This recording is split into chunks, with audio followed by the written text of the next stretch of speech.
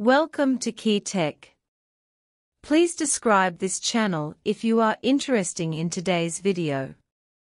For so many years, the United States has been using its many core technologies to suck blood from all corners of the world, trying to use bullying, suppression and sanctions to achieve its goal of unifying the world.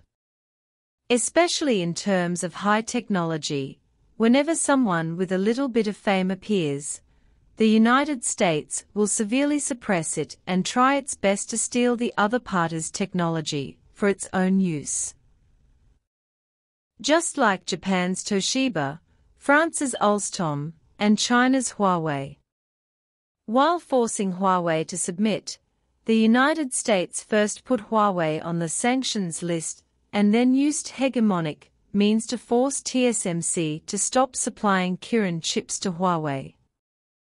He also encouraged Canada to detain Huawei's chief financial officer Meng Wanzhou on fabricated charges in an attempt to force Huawei to submit. From the initial chip ban, to the subsequent embarrassment on all sides, to the current U.S.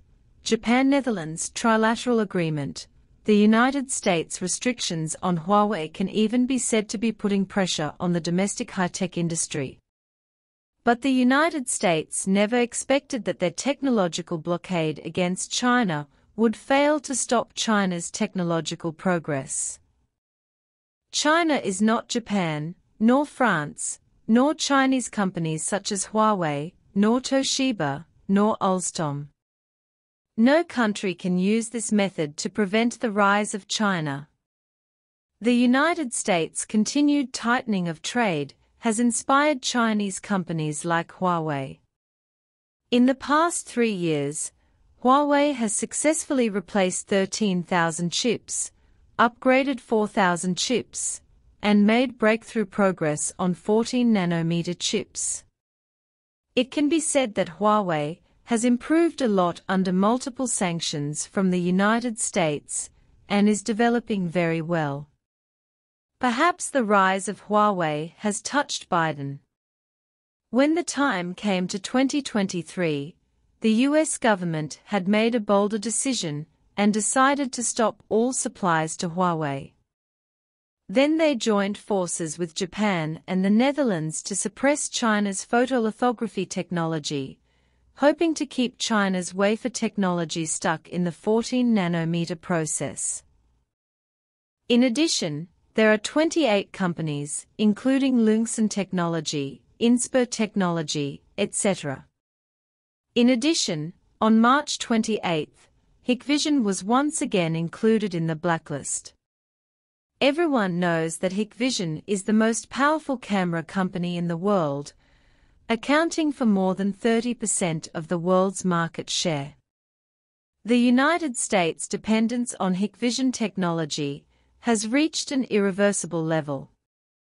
Obviously, their technological suppression of the Chinese country forces them to do this.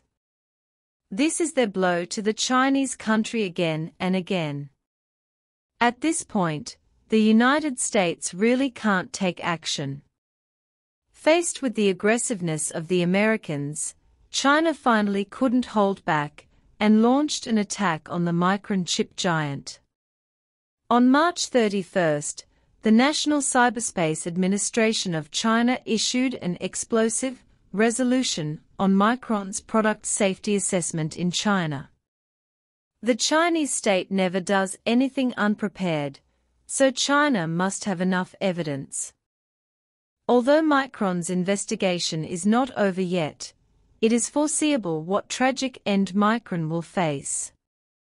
As for why China launched an investigation into Micron, some media believe that this is China's attitude towards US companies, and claim that this is just the beginning, and US companies such as Intel and Qualcomm are likely to be involved in the future. Of course, these are the results of foreign media's investigations into American lithography machines. In fact, China has been carrying out anti-monopoly activities against US companies since a long time ago. For example, It has readjusted China's restricted trade list and included China's involvement in several important industries such as rare earths, photovoltaics, and LIDAR. The most important technologies have been restructured. It can be said that the ban on rare earths and their smelting technology, which are key raw materials for chip production, has hit the soft underbelly of US semiconductor companies. Secondly, it's not just Micron. According to US media reports, the Chinese government has delayed the merger applications of many US companies, including Intel's $5.2 billion acquisition of Israel's Gota company in 2022, and Mailing's $3.8 billion acquisition of Taiwan Huirong company of the company. Although one of Tower's shareholders approved Intel's bid in April, the bid has so far not been finalized. Since China has not approved it, and since this merger involves a cross-border operation, it still needs approval from China and other relevant antitrust law regulatory agencies before it can be implemented. The same was true when Mailing Company acquired Huirong Company. Not only Intel and Mailing, but also Nvidia, which was in the limelight some time ago, also spent $40 billion to buy AIM. However, Nvidia had already stated its attitude at that time. After buying AIM, it would remain neutral and would not cut off supply to other countries and companies. Although Nvidia produced a large amount of information, this overseas merger and acquisition ended with Nvidia unable to avoid the scrutiny of the Chinese government. So far, China has not made a final review decision on the merger between Intel and Mailing.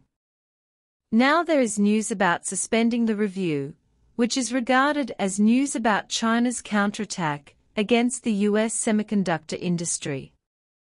In addition, China also held a development summit forum some time ago, attracting major world technology companies such as Apple, ASML, and Samsung to China to discuss the next step of development. The country has stated that it will continue to expand, opening up and create a better business environment for foreign invested enterprises. The Chinese state has always been fair and open to foreign companies. Compared with the hegemony and oppression of the United States, I think many foreign companies will choose to invest and develop in China. And since this period, the US government's intention has been obvious. It has used a large amount of funds to attract Samsung, TSMC, and other semiconductor companies to build factories here. These funds are all to make up for this period of time. Insufficiencies, such as sharing profits, announcing sales volume, etc., are all reasons used by the US government to deceive them. China has also adopted a series of countermeasures, such as Micron's product quality problems, such as postponing the product quality problems of Intel and Mailing. These countermeasures are all intended to give American companies a disincentive. If the United States continues to exert pressure on China's chips, China will use more crazy methods to deal with US companies.